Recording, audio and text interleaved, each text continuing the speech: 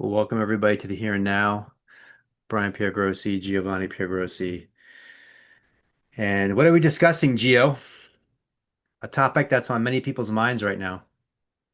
Yeah, so just to give some background, right? A lot of people probably know just from like the news headlines and stuff that's coming out in the media that young men are really struggling right now in terms of statistically, me and my dad have already done some podcast on this, but statistically, younger men are just not doing well in terms of, dropping out of university and in terms of, being lonely and more single than ever before.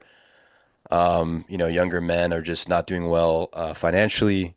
And there's just a lot of lack of direction and purpose and, more things that we can sort of get into. But basically, with all that being said, there's also an increase in young men that are turning to extremist ideologies, right? Following influencers that, I think if you're a person with like common sense and you're more critically thinking, you can see that these influencers are not generally like good role models or good people to follow. And I think the question is, why is this happening? Because, it's easy to sort of demonize and say, these young men are they're very radicalized and there's all these problems with them. But really, that's a bad way of looking at things. I think the best thing to do is to understand why is this the case, because there is a reason as to why this is happening. And it's not really the fault of these young men. It's the fault of the society that we live in and a lot of the different things that are going on in our modern culture. So that's kind of the question today is why are young men turning towards extremist ideologies and what is causing them, what is causing them to do that? Um, so do you have any thoughts on that, Dad? Well, I was added a couple things. I think there's a rise in depression, anxiety, suicide. By the way, it's not that great for the women either. They're not, they're also, they're also declining in many of these areas. Not in education though. Um, Not in the, you mentioned dropping out of education. So, yeah. So, but we'll address them another time. To focus on the men. Yeah, we've talked about like a few different characters that people have gravitated towards, young men have gravitated towards. You and I in conversation. So we talked about Jordan Peterson, that era, and then Andrew Tate in that era, and then interestingly enough, now with like Nick Fuentes is a guy that young people are gravitating towards. So we're just kind of been exploring like why the gravitation towards these different people and what is it that men are looking for? What is it that they're lacking? And then I think we want to explore like what a healthy role model would look like. And I think you and I are feeling called since there's such an absence of healthy male role models on the social media influencer scene. We Mm, felt called to step in to help foster that. right. Yeah, I agree.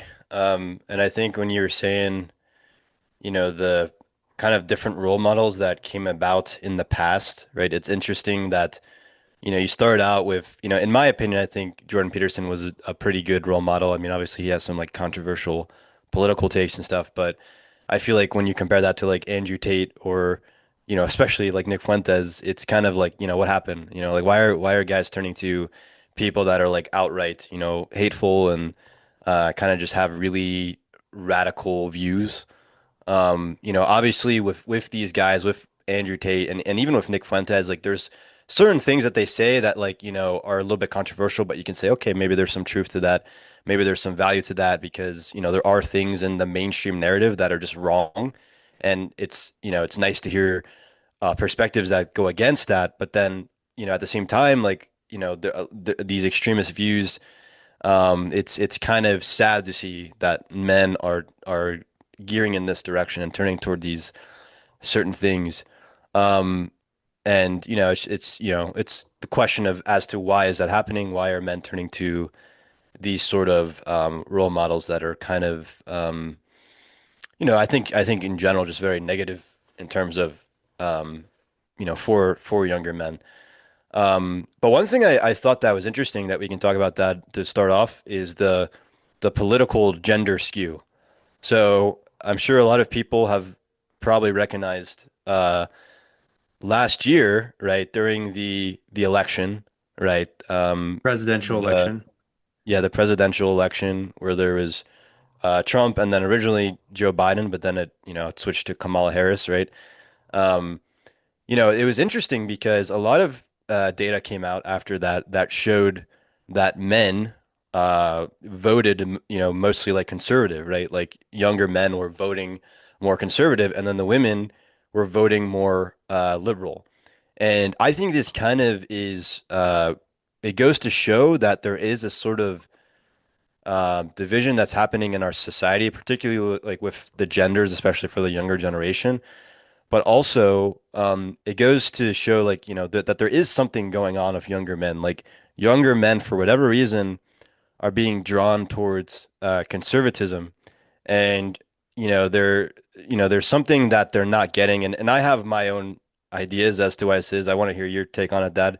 Um, but, there's a reason why these younger men are turning to more conservative, political ideologies and voting more for the right. And even in a lot, certain cases, especially nowadays, like men are turning to the far right, right, which is, a little bit more extreme. But um, yeah, I think it's interesting that this is happening. And I'm curious to what you have to say about that, Dad.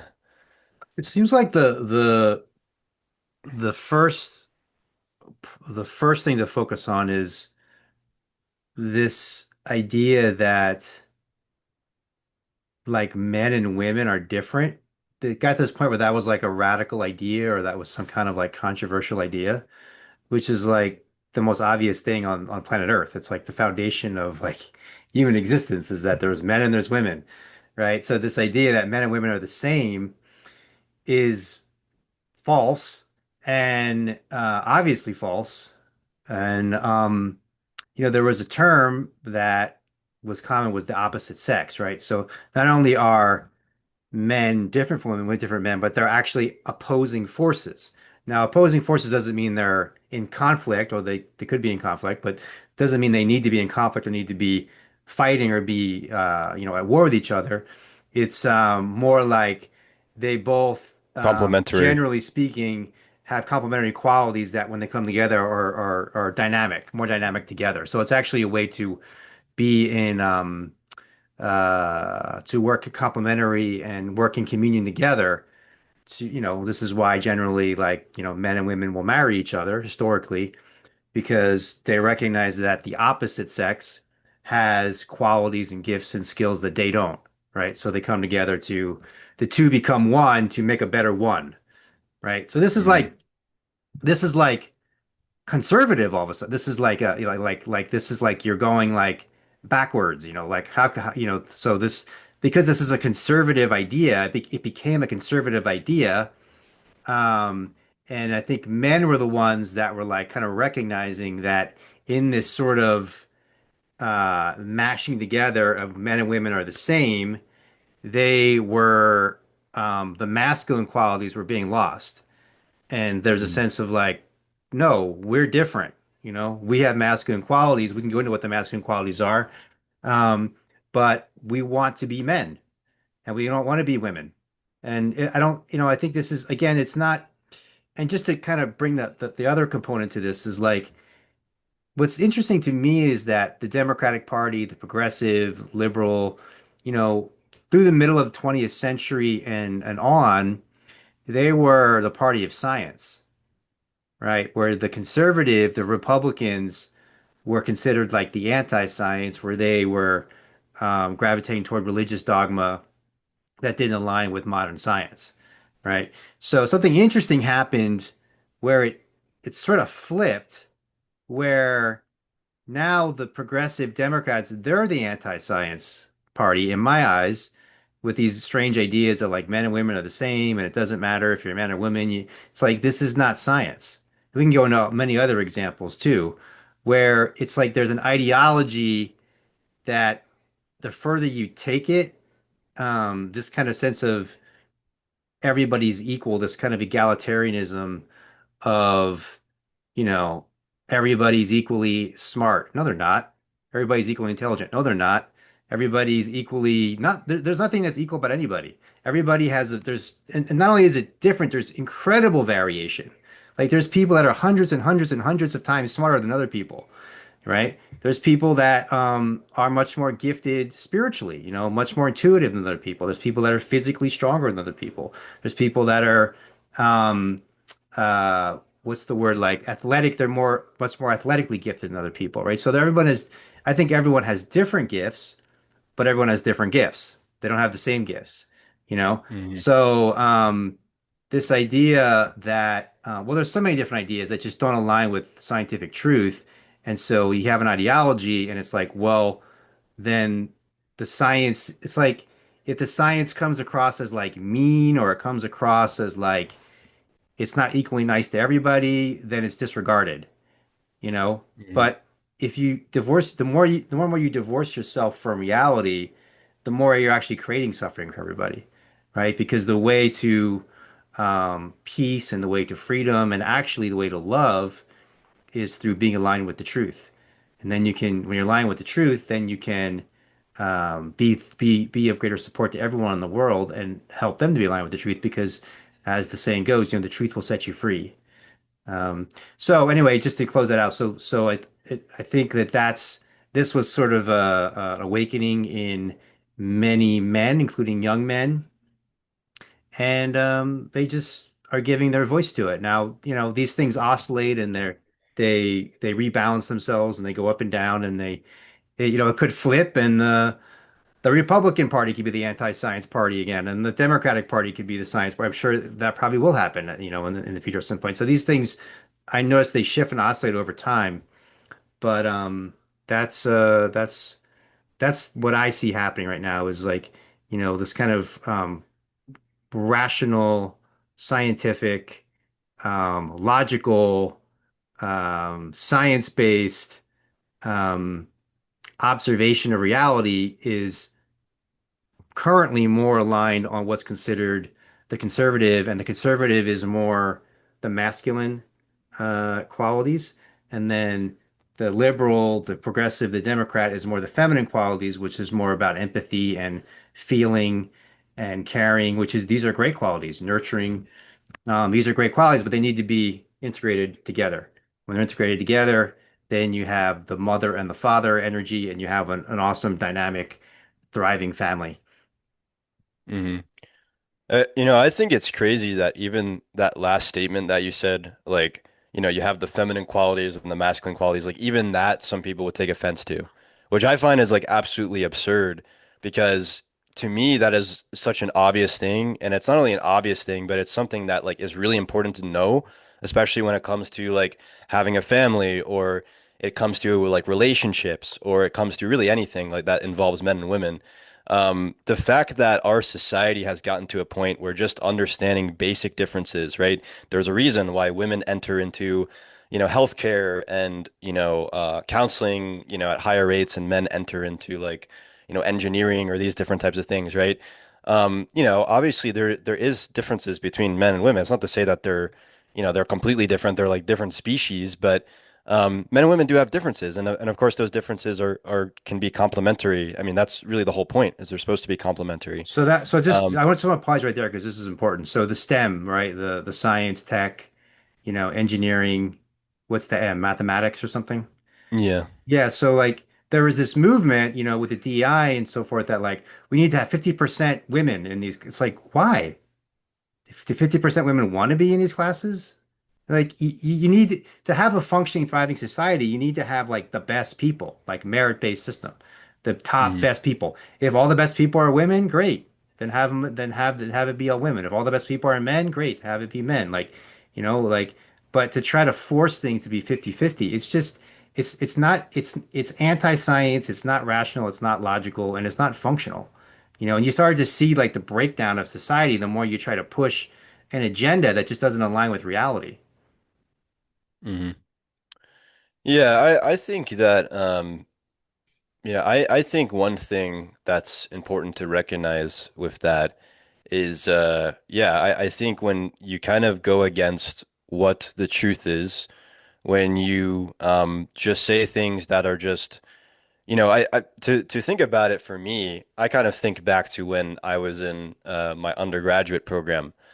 And I was in, academia, and it was crazy to me. I was taking these classes that are supposed to be science based, and there was all this like political stuff, like all this like stuff that had nothing to do with science that was involved in the classes. And I just thought to myself, like, why am I learning this stuff that has like these this political agenda when I want to be learning about actual science? I want to be learning about actual, like things that actually pertain to reality, right? Why are the studies and these things like constrained by some sort of value system that has nothing to do with, objective science? Like that was just something that really confused me when I was in, studying in undergrad, because there was a lot of that thing of like, men and women are exactly the same, and like you can't do a study on just men because it's that there's it's just like stuff like that where it just seemed like really strange to me. And I think that's exactly why you have this sort of pushback because um, not only is it obvious that there's differences, but I think to get to an even bigger point, which I was going to mention, is there is this sort of demonization of masculinity, I think, as well. Because within the sort of modern feminist framework, you have this idea that masculinity, in a way, is like, this patriarchal force. It's oppressing women. It's problematic.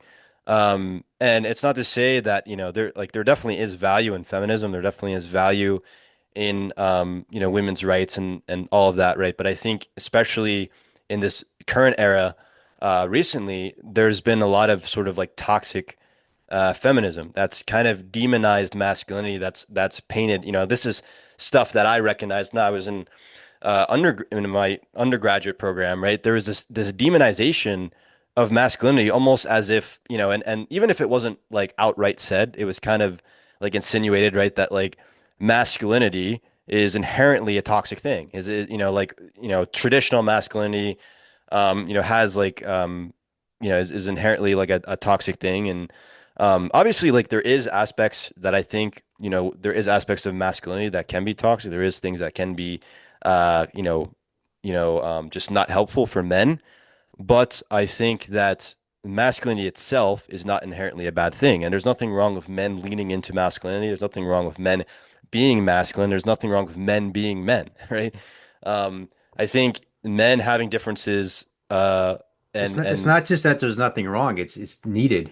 It's essential. yeah, and I think that's part of the issue because, first of all, you had this like demonization of masculinity, but also like in a society where there isn't much masculinity, like men are not being taught how to be men, then they're going to be worse versions of themselves, right? Because masculinity is like a fire, right? Like testosterone is like a fire. So if you don't control the fire, if you don't give a way to control this fire, put stones around the fireplace and kind of make sure the fire doesn't get too big or make sure it doesn't go out, right?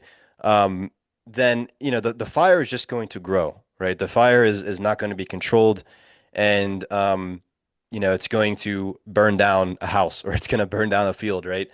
Um, I think with masculinity, if masculinity is not given an avenue to basically become a healthy form of itself, right? If it's not even acknowledged in any way, and people just say, "Oh, masculinity is bad," and they demonize it and they act like it's not even valuable, then of course you're going to see men that are going to turn to more extremism. You're going to see men that feel like they're not being heard, they're not being seen, they're not being valued, which I think in the past couple of years that has been the case. Except in this conservative movement, it's been different. But I think before that, even when I was an undergraduate, I felt that there was not only a lot of men where they felt like unseen, unheard, and they weren't being valued, but also that it was hard to find role models. It was hard to find men who, like there were role models, but it was hard to find figures to look to give examples of, this is what it means to be a man because there are a lot of things in this modern environment that I think are very difficult to navigate, especially as a younger man.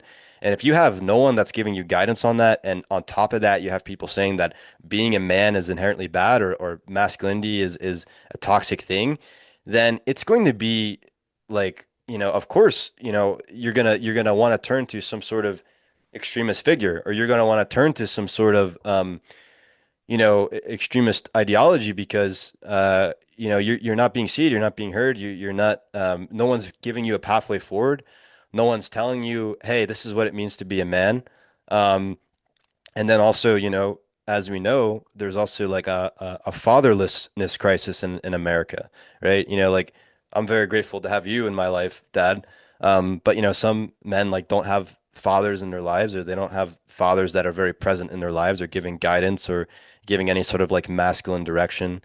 So of course they're going to look, like there's, with the divorce rate and the rise in like single mothers and that sort of thing, like it's no wonder that a lot of men they don't know where to go because they don't have any men that are guiding them. But even if they do have men that are in their lives, sometimes those men don't have any like masculine edge to like give them a direction in navigating this modern world and like how to be a man, right? Um, so yeah, I think all that combined, it kind of leads to men going to this sort of more extremist ideologies. I'm curious what you think about that, Ed. One thing I think that's important that is not being shared by some of these social media influencers is responsibility of men. So all the things that you mentioned that are happening, I don't blame the women. I blame men. I blame men because women, it's not the woman's responsibility to make men stronger, to make men more assertive, to make men masculine men. It's the responsibility of the man within himself, right? So that's the one thing I see is like men get into young men particularly get into this victimization mode and start blaming women for all their problems. But women Hmm. are not the cause of their problems. Men are the cause of we are the cause of our own problems, right? So when you start to realize that, then there's actually a sense of empowerment because then you're not looking to anyone from the outside to change the situation or solve the situation. You realize that the power is within yourself. And that's the movement that I want to be a part of is helping people, men and women to be empowered within themselves. But talking about men tonight, supporting them to be empowered in themselves, and that requires taking responsibility for your life and not blaming anyone outside yourself. Yeah, it's interesting because when you talk about that, it actually reminds me of a lot of what Jordan Peterson would talk about. And I think when I was kind of going through sort of trying to explore like masculinity and trying to explore like what it means to be a man, I was actually at first I was very interested in Jordan Peterson because I think he had, like I wasn't really focused on as much. Some people get caught up in the political stuff. I wasn't as focused on that. I was more so focused on like what he said, like because he gave very good advice, I think, to men, and he said like you need to be responsible, you need to hold yourself accountable, you need to be the best, quality man that you can be a moral man. Like do good in the world. And it's crazy. Like that's like saying things that simple, right? There wasn't anyone saying that to men. Like literally, like there wasn't. I mean, at least back, that was maybe like 5 years ago. I'm thinking about that, like 5 or 6 years ago, and like there wasn't really anyone giving any like guidance to men and telling men like, hey, this is what you need to do. Because again, like younger men are struggling and they need that guidance. They need people telling them, hey, you need to be responsible. You need to take accountability. You need to stop playing the victim, right? And the thing is like, I don't want to say that there isn't issues because there are issues. There are a lot of things I think that make, especially for younger men nowadays, that make things harder. There's not as much of a idea of like what it means to be a man. There's not like an inherent like cultural understanding of like a man's role and all these different things, and also with the lack of like I think like religion, like and different things like men are lacking like purpose and direction and meaning and so forth, and obviously a lack of like fathers and all those different things, right? But besides all that, and other things too, um, I still think that it is important as a man, right, to focus on the things that are in your control and to take accountability for that and to not fall into this sort of victimization. And that's exactly the issue, right? Because what you have in our society is you have men who do deep down, right? They have that masculine drive to be somebody. They have a drive to, I think a lot of men have a drive to like be a family and or to have a family and to be a father, or maybe to be great and to help others in some way, right? To become somebody of influence.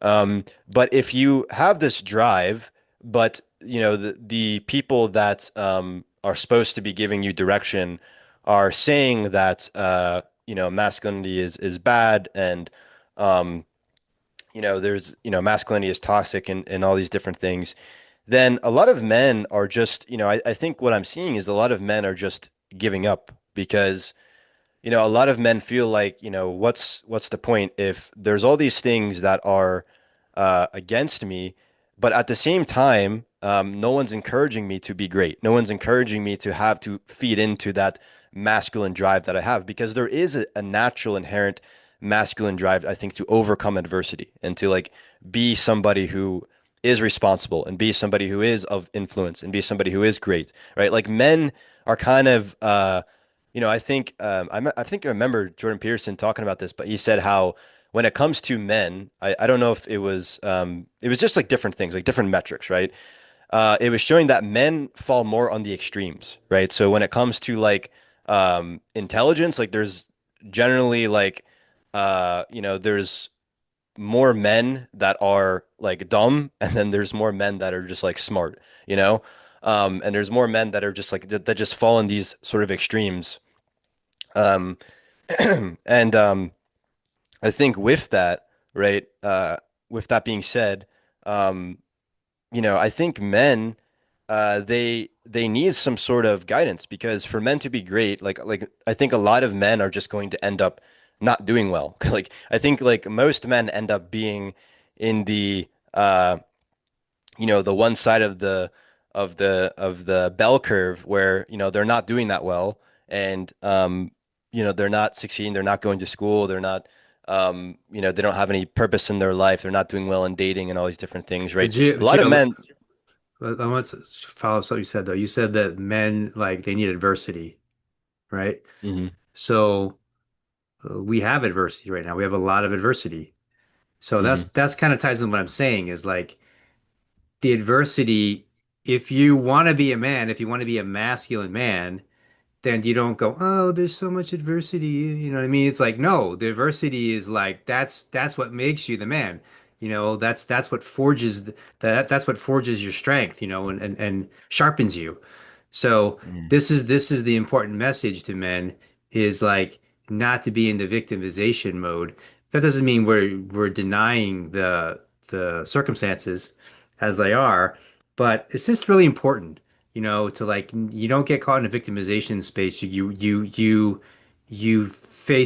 meet the moment, right? You meet the moment and you face mhm. the adversity, and the more adversity there is, the better because the stronger it's going to make you, and uh, the more actualized you'll be able to step into your masculinity as a man and your strength and your power and your your the fullness of yourself, in the full power of yourself. Well, yeah, I mean that's what I was saying is I think there is the ability in men to overcome that adversity, but I think the problem is that there's not a lot of good role models who basically pave that way for men and tell them that it's okay. Because here's the thing, right? If you get rid of masculinity and if you tell people masculinity is a bad thing, then that drive to overcome that adversity is not going to be honed into, right? A lot of men would rather go to the video games and go to the porn and go to the junk food and the TikTok scrolling rather than putting in the hard work that it takes to actually be successful as a man. Because I genuinely believe like if you want to do well, in this modern world as a man, it's going to take a lot of work. It's going to take a lot of perseverance. It's going to take a lot of determination. And a lot of men, actually are capable of that, but because they're not honing into that masculine drive and there is sort of this we can get into that, but there is sort of this like pacifying that's happening with men where I think, they're falling into these, this sort of short-term dopamine, right? But if men are not if there's no role models who are telling men, like I said, like I think Jordan Peterson was, at least decent in giving some advice on that, right? If there's no one telling men like, hey, you need to really push yourself and, be a better man and have adversity, right? If all the men that are, telling men to do this are sort of um, on the extremist side, right? If the only people that are seen in men's corner are men who are more on an extreme side, then of course men are going to be turning to that. They're going to be turning into losers and not actually pushing forward and pushing against the adversity in the modern day. And also too, I think a lot of people just don't understand the challenges that men are facing too. I think people don't really understand what's going on. We've already talked about some of this stuff and we can get more into it.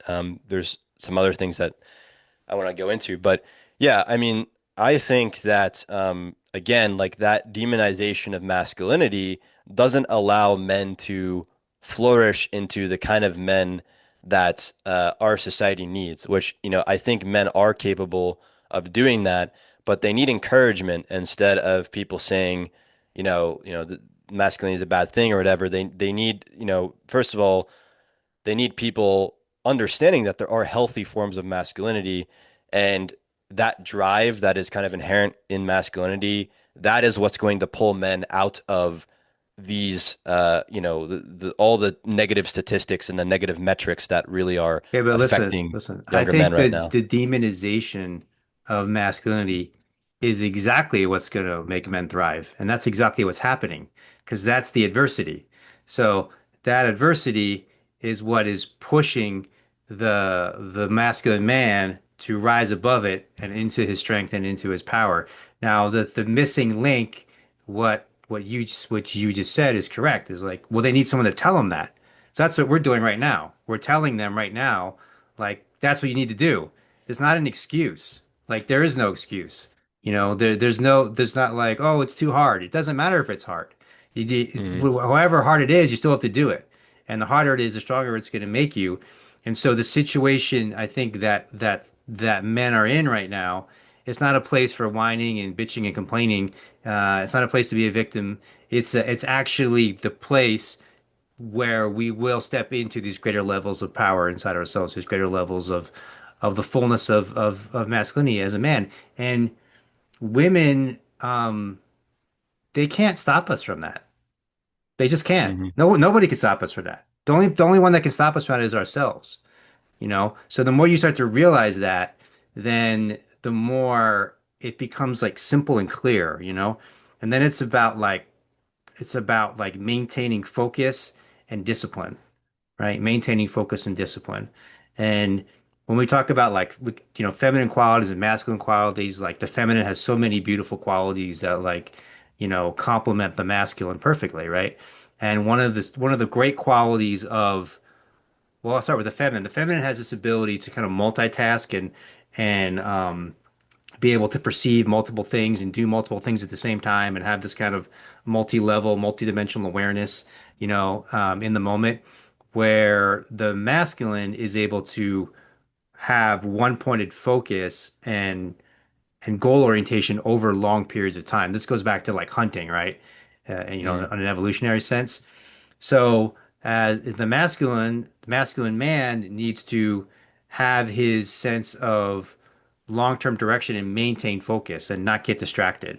And there's so many we talk about in the men's mastermind, right? Like there's so many ways to get distracted, right? The video games, the porn, the drugs, the alcohol, the weed, just to name a few, fast food, all of these things, right? And those are the dopamine hits, but you need to maintain focus. That's the challenge, is to maintain focus on what your long-term vision is, what God is calling you forth in your life, and not get distracted, right? And if you get Mm. distracted, then refocus, right? And so that's our challenge as men, but we're up for the challenge. Yeah, I think I definitely agree with you. And I think it is important at least to acknowledge like that it is harder for young men in a lot of ways. But I also think that despite that, they should know that it is still possible to it is still possible to succeed. It is still possible to be a man who is great. And of course, I think, part of that again is like having more leadership, where their men can have that guidance and have, support in that, knowing, people telling them that, masculinity is not inherently bad. There's nothing wrong with masculinity. In fact, it will actually, that drive is actually what's going to allow you to overcome this adversity, in this modern era.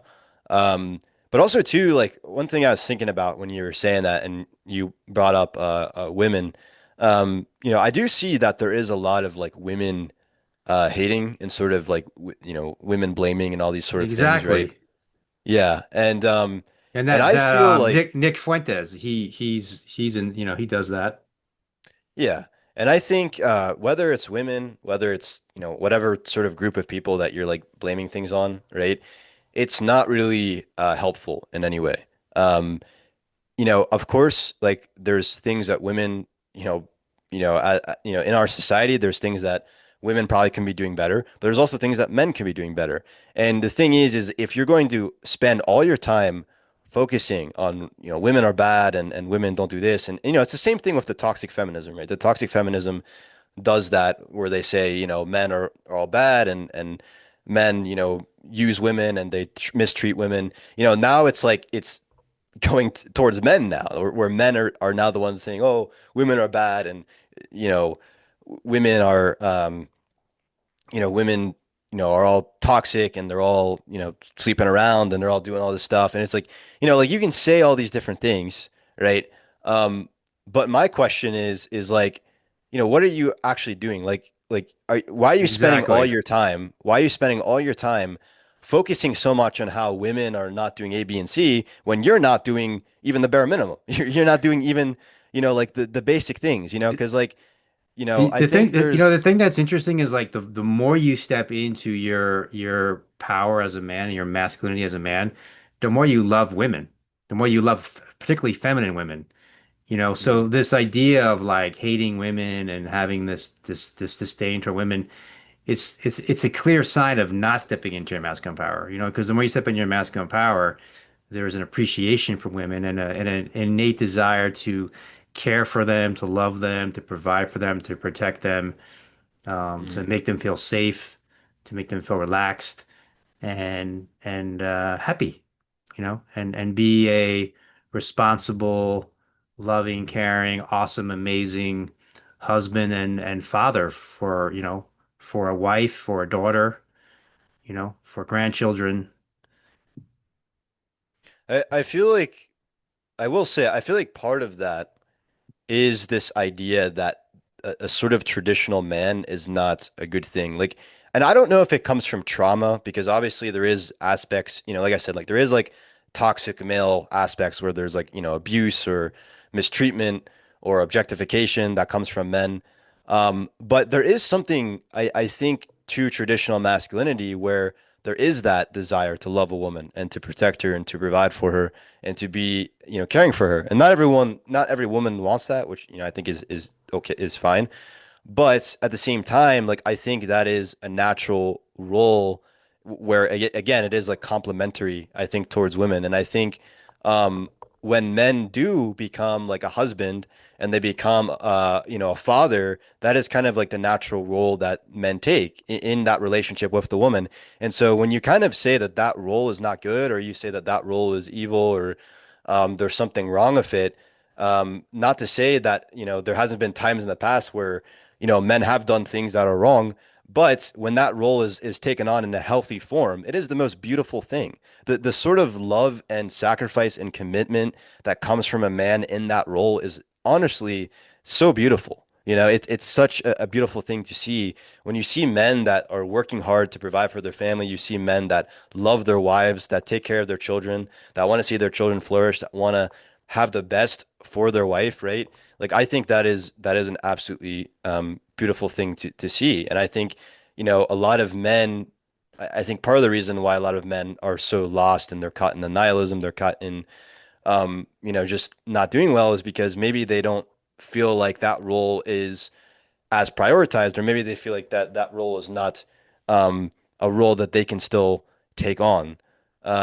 So I definitely agree with what you're saying, and I think that men definitely. I think that at the highest point of what it means to be a man, it's to have love for women and to care for women. And again, I still think that, obviously, I think people need to acknowledge that, that there are ways to go about this role, and it's not entirely just like a bad thing. Um, but yeah, I do think that when men are, heading towards a purpose and they're grounded in like a moral structure, whether that be like religion, like spirituality, right? And they have male role models in their life, like that is the avenue that they take is, they do love women, and particularly, when it comes to like marriage or family, like they have love for their children and so forth.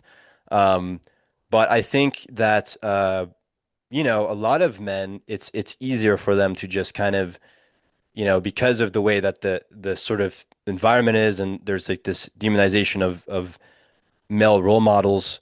I think it's easier for men to just say, okay, well, all the women are bad, and women are problematic and so forth. One of the things I also think of too is that I think for a lot of men, right, a really big motivator, and probably, you could argue it's probably the biggest motivator to be a good man is to love women. Because when you love women, right, and I'm not just saying like a woman, I'm saying women in general, right? When you love women, right, and you want to be a man who is capable of having a wife one day. And particularly I'm talking towards like the younger men, right? Let's say you want to be a man who's like you provide for your wife, or you love your wife, you care for her, and you want to be a good man, right? And also you want to be like the best option for her, right? You want to be attractive to her.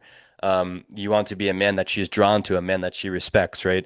A man that she wants to care for and wants to love, right? Um, I think that is one of the biggest motivators for men, right? And I think when you switch it from women have these problems, right? Because again, like it's not to say that there aren't women that obviously there are women that have problems, and obviously there are women that, I think, a lot of men would probably not want to get in a relationship with. But, again, the same thing can be said for a lot of men. So I think the idea is not, what are the women that you don't want to be with doing, and why is this happening, and what's this problem with society and so forth, right? Like I think if you're a younger man, like your main focus should be what is the kind of woman that I want to be with, right? Where can I find these kind of women? And then how can I become the man that actually is capable of being with this woman, being attracted to this woman, and being with this woman? Because I know, at least for myself, as somebody who has been in like the dating culture, right? I know that the moment I started thinking about that, like, what kind of woman do I want? Where do I find her? How do I become the kind of man that can attract this woman?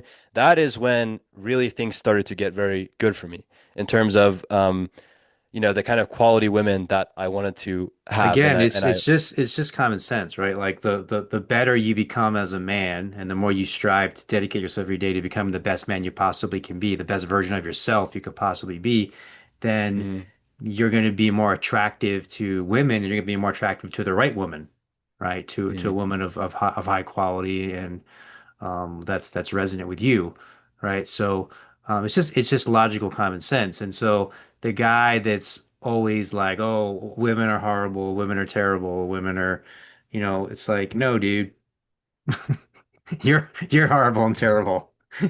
It's a real every like there's this this thing law of attraction, right? Like you are reflecting what you're seeing is like a reflection of yourself, right? Hmm. So there's all different kinds of women out there. There's all different, and the same for women, by the way. Women are complaining about how men are all horrible and stuff. No, you got to look in the mirror. Like, why are you attracting those kinds of men? Why are those kind of men gravitating towards you?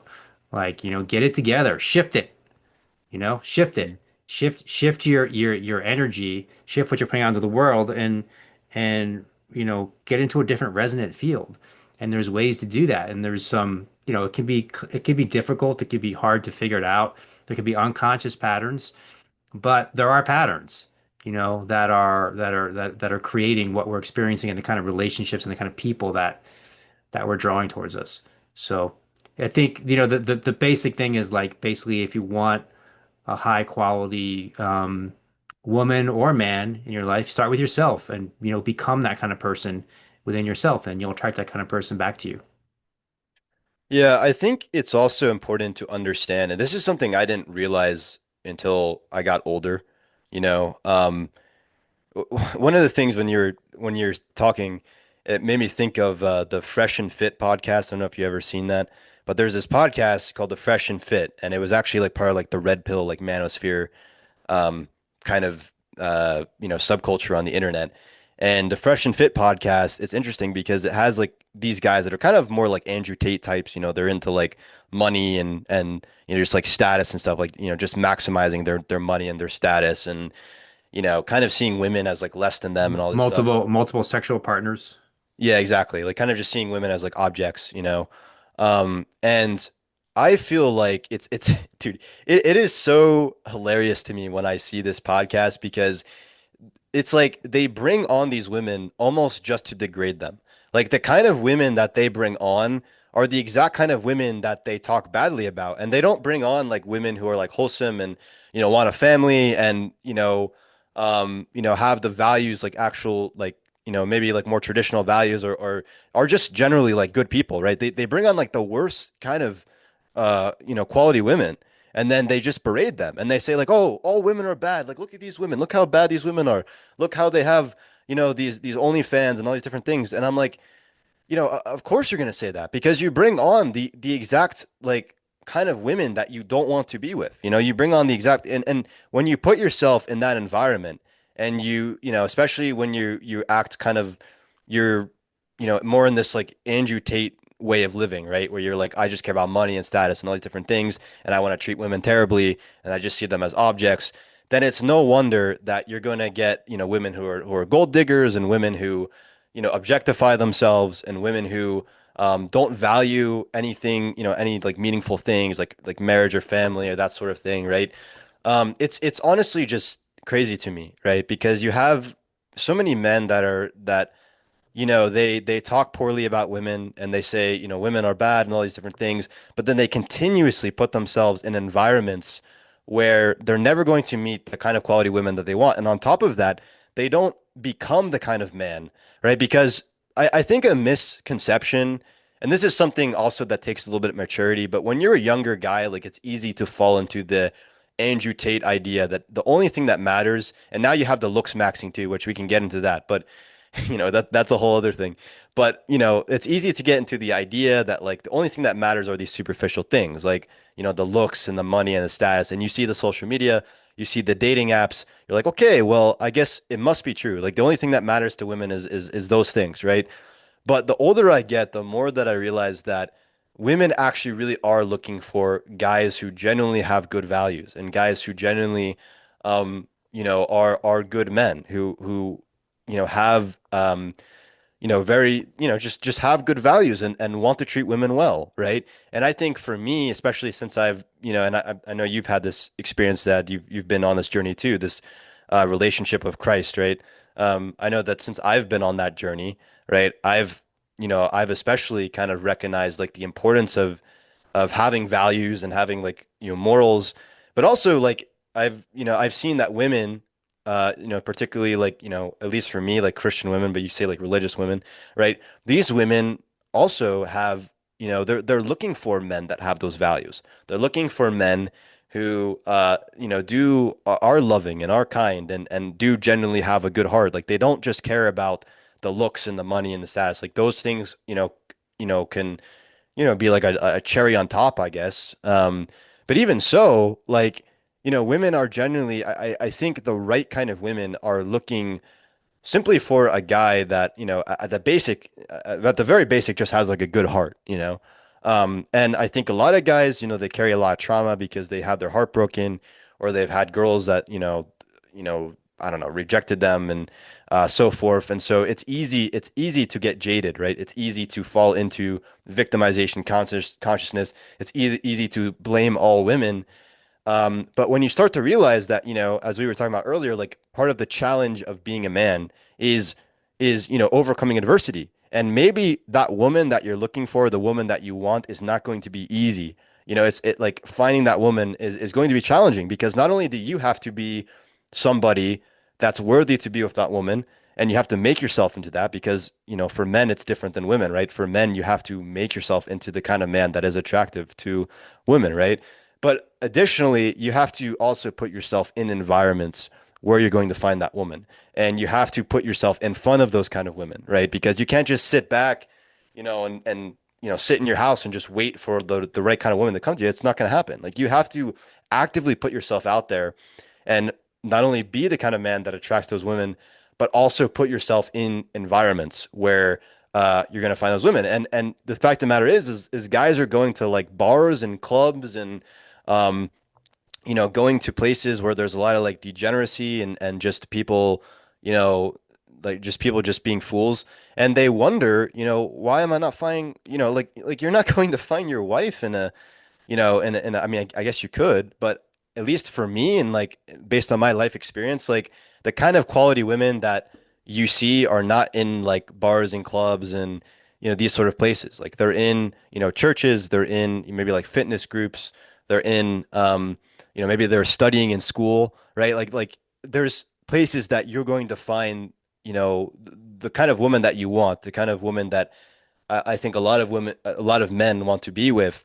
Um, you can't get mad at women for going to all the places where that woman isn't, right? You can't get mad at women for like over time and time again, right? Pursuing the kind of women that you find issues with. And I guess it's easy to have like a scarcity mindset and think, okay, the good quality women out there don't exist, but it's just not true. It's just like you're not putting. I think for men, you're called, you're called for more as a man. Like you're called to put in work and to push through adversity and to become a man again who is worthy of having that sort of relationship, right? It's not just going to come to you. And a lot of men, it's easy to complain. It's easy to say, oh, there's all these problems with women and so forth. But again, like if you're not putting yourself in those environments, you're not becoming the kind of man that is attracted to these women. And again, that takes morality too. It's not just, I need to look smacks or I need to do all these different things, right?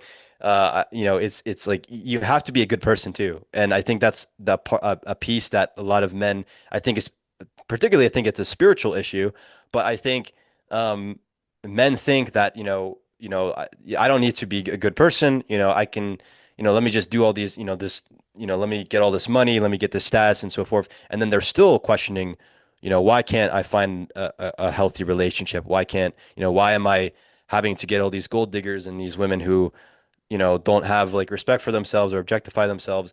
And again, it comes down to, are you actually a man of integrity? Do you actually want to be a father and have a marriage? If you're not becoming the kind of quality man that a woman actually wants, if you're not putting yourself in those environments, then you do not have the privilege to complain.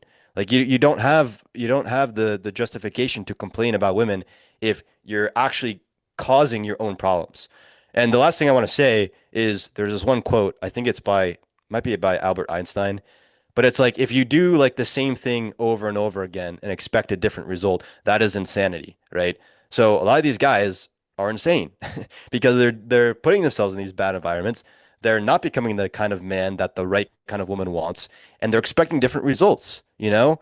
And, I don't think that like, I just don't think that these guys truly understand what it means um, to actually become the kind of man that women need and to seek out those kind of women.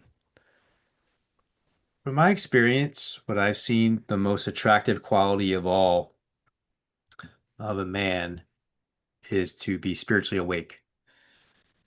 I think that's what is the highest attraction of a woman. Now, a woman who's uh has no sense of spiritual connection, she won't even know that the man's spiritually awake, right? But a woman that's on a similar path, she'll recognize that.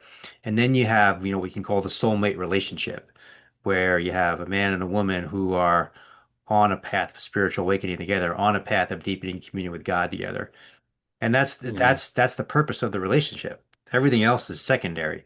Everything else like status and money and, car and house and whatever, all that is just secondary to the primary purpose, which is to come into communion with God or Christ through the relationship. So the man and the woman, and when they marry, they become one flesh in communion with God.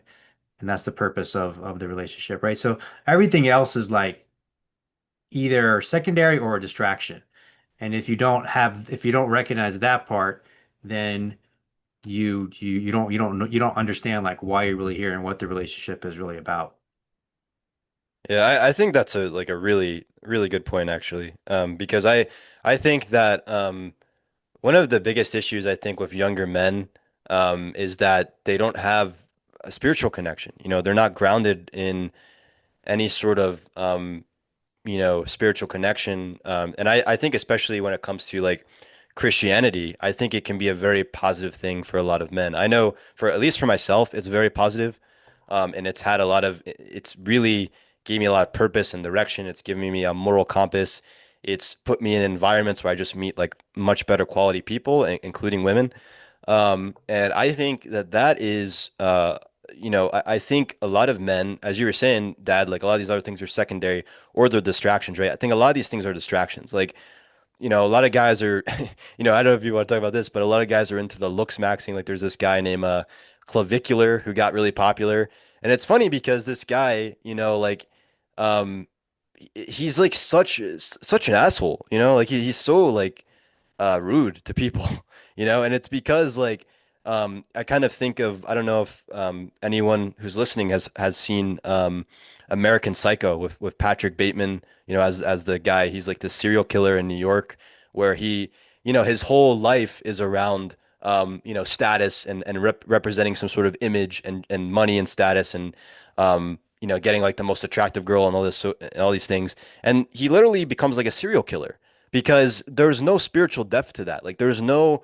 meaning and purpose when you're just pursuing beauty or you're just pursuing status or money, right? Like those things are fleeting, they're superficial. And I think, particularly when you like read the Bible, like it talks about these things. Like it talks about like King Solomon, how King Solomon had all the riches and he had all the women, he had, thousands of I don't even know, like, all these wives and concubines and stuff, right? He had all of that. And despite having all of that, he still realized that, like, the most important thing is, God. The most important thing is, like, relationship with God. Like, all these things are fleeting, right? And you even see that in other religions, too, where they, basically talk about, like, you know, um, all those things are not what's most important. What's most important is the spiritual relationship. And then that is the foundation for, the marriage and the family and, the masculine leadership and so forth.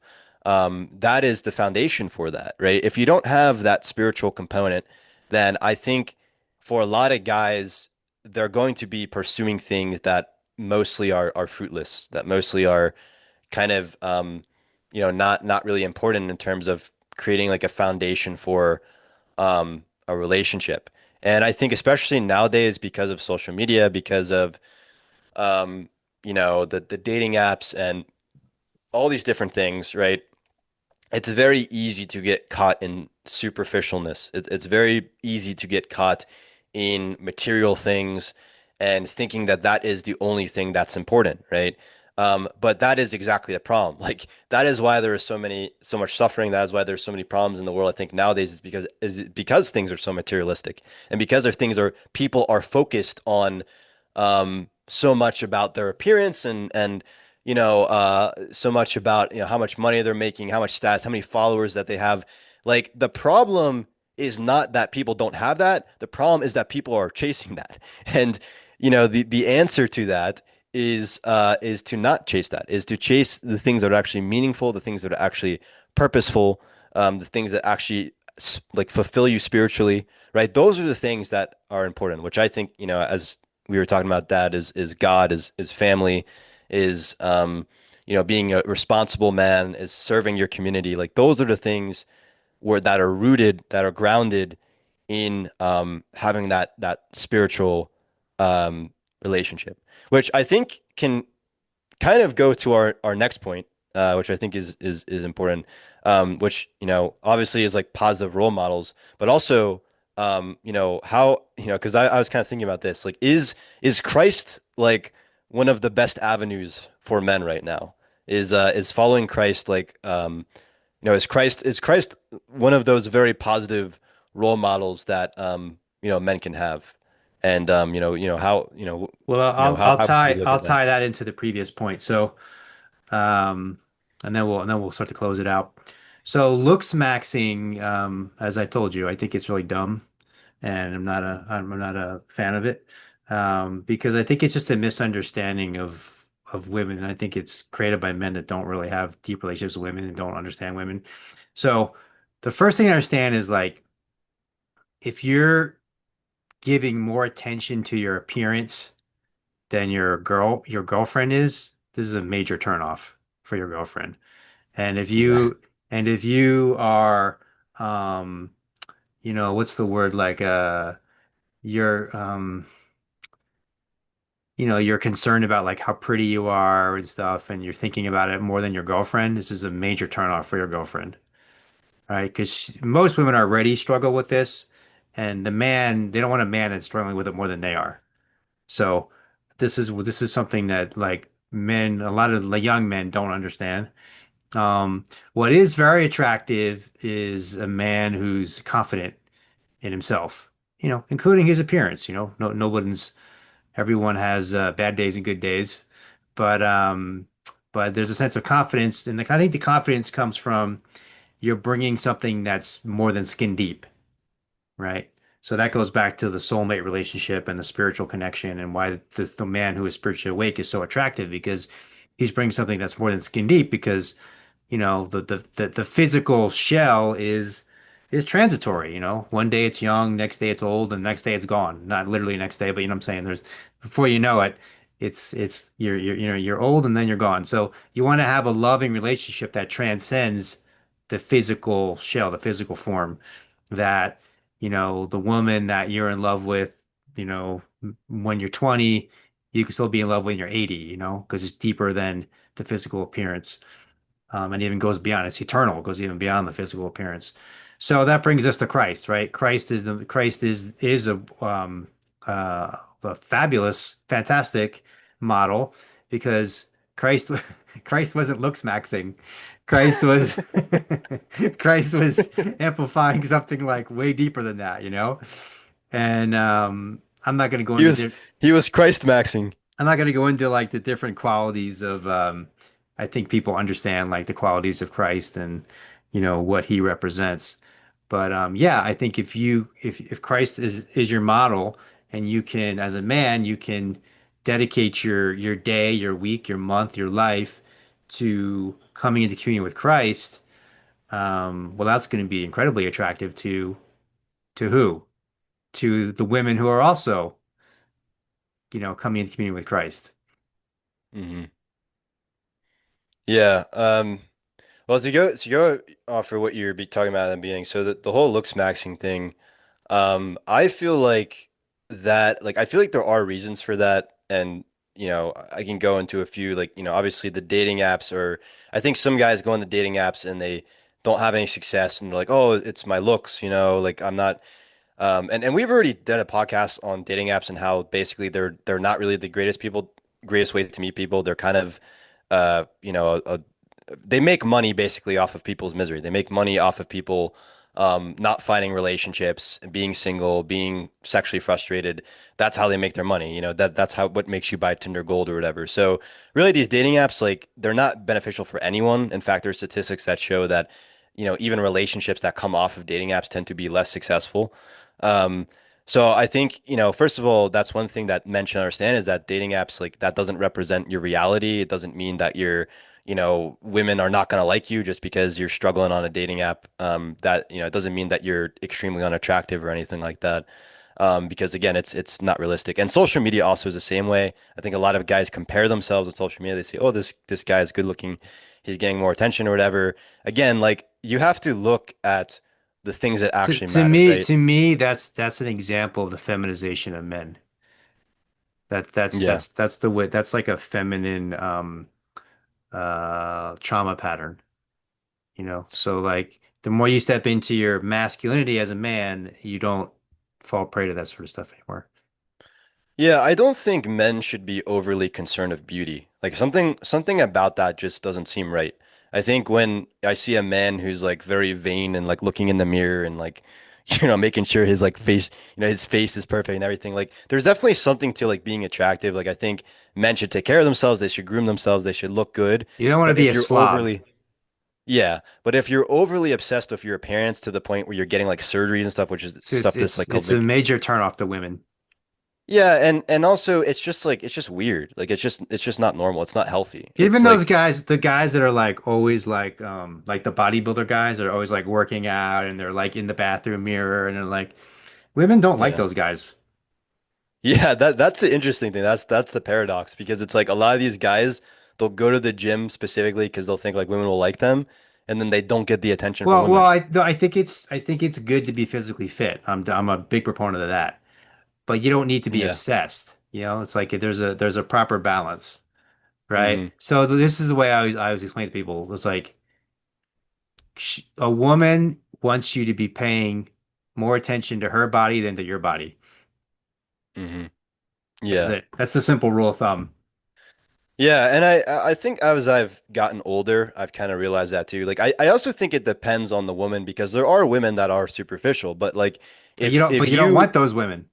yeah, exactly. Like if you're a man who you're looking for an actual like, quality woman that you can have a healthy relationship with, you can have a marriage with, right? You can, potentially have like children with, right?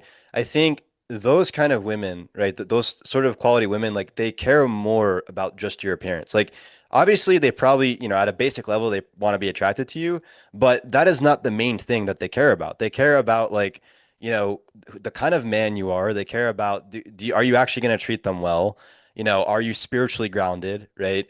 Like those are the things those kind of women care about. And the crazy thing is there's women who are very beautiful, like very beautiful women. And this is something like that also is like a surprise to me. Like there's women who are very beautiful who simply just want a guy who treats them well and is a good guy. Now, Well, obviously a that's lot of those essential. women yeah, obviously, a lot of those women they probably get married really quickly and like they probably get souped up really quickly.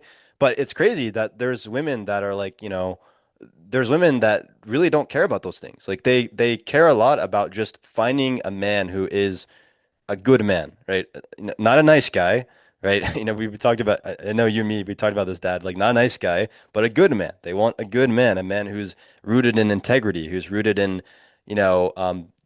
just doing the right things. Because a lot of these women, they're fed up. They're fed up with the guys who treat them bad. They're fed up with the guys who, uh, you know, don't treat them well and objectify them and call them names and and it's just worse to fall into that. Like if you're seeing that there's men that are sleeping with these women and they're getting away with treating them badly, that doesn't mean that that's what you need to do. It means that you need to be a good man. You need to be the opposite of what they're doing. And the women who do recognize that they don't want those kind of men, that they don't want that, that they are looking for a quality man, like they're going to be waiting for you. They're going to be waiting for the men who realize like, hey, I want to be a good because there's a shortage in this modern era. Again, I think it's like it's more of a spiritual issue, but there's a shortage of people that are just genuinely good people. And if you can just be that at the bare minimum, right? And put yourself in environments where there are other people that are called to be that, whether it's, church or volunteering or, anything like that, right? Anything where there's sort of an environment where there's people that are striving to be better people, right? I think that you know, you're going to uh, you're going to run into women who actually value those deeper things and not just the superficial things, not just the looks maxing, right? And I think if you again like I think Christ is a good template for men to follow, to have that Definitely understanding, better than Andrew Tate or Nick Fuentes. yeah, definitely better than those guys or Clavicular or any of these guys Clavicular, who or are overly or anybody obsessed. else out there on Yeah, social media trying to make money.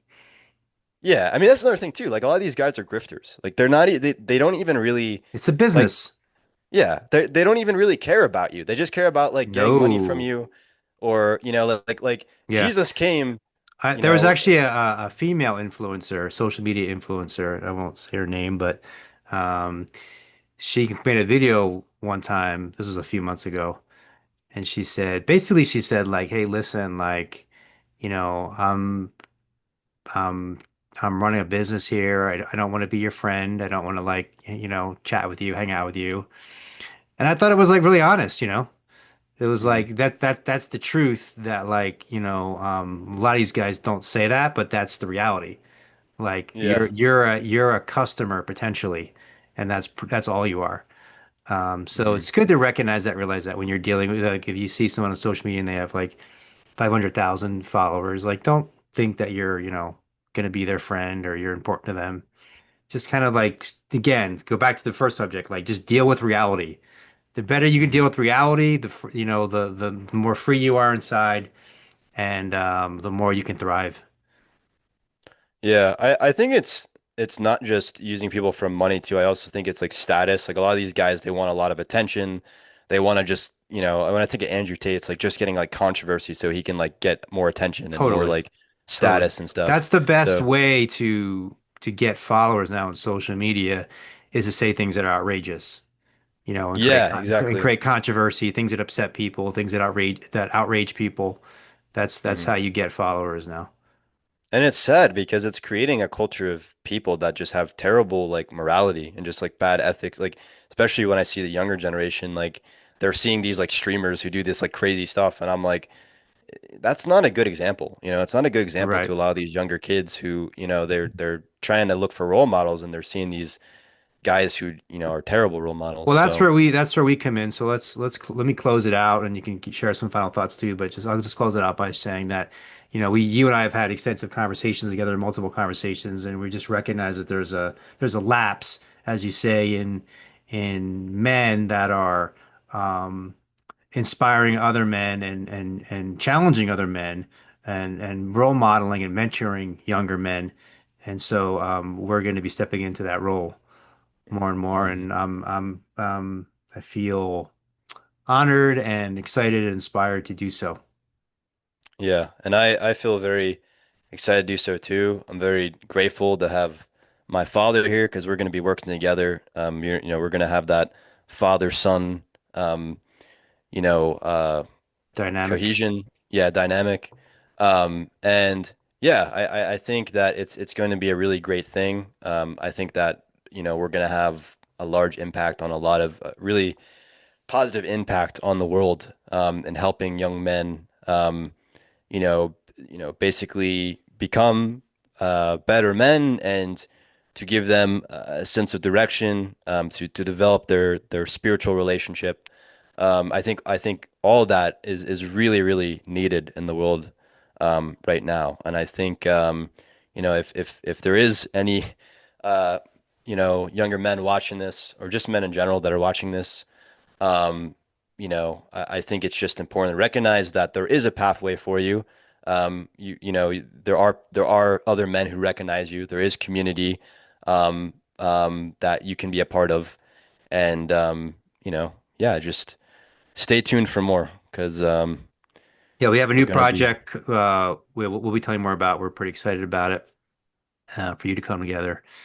And Mhm. I've been leading the men's mastermind on Wednesday nights for like 5 years now. This will be our 20th season, and working with men personally. So I feel like I've learned a lot, have a lot of experience, and excited to take it to the next level with Geo for this new project, and including some of the continuing these podcasts together. So thanks everybody for listening. Thank you, Geo, for conversing with me. Love you, appreciate you, proud of you, and let's keep it going. Yeah, let's do it.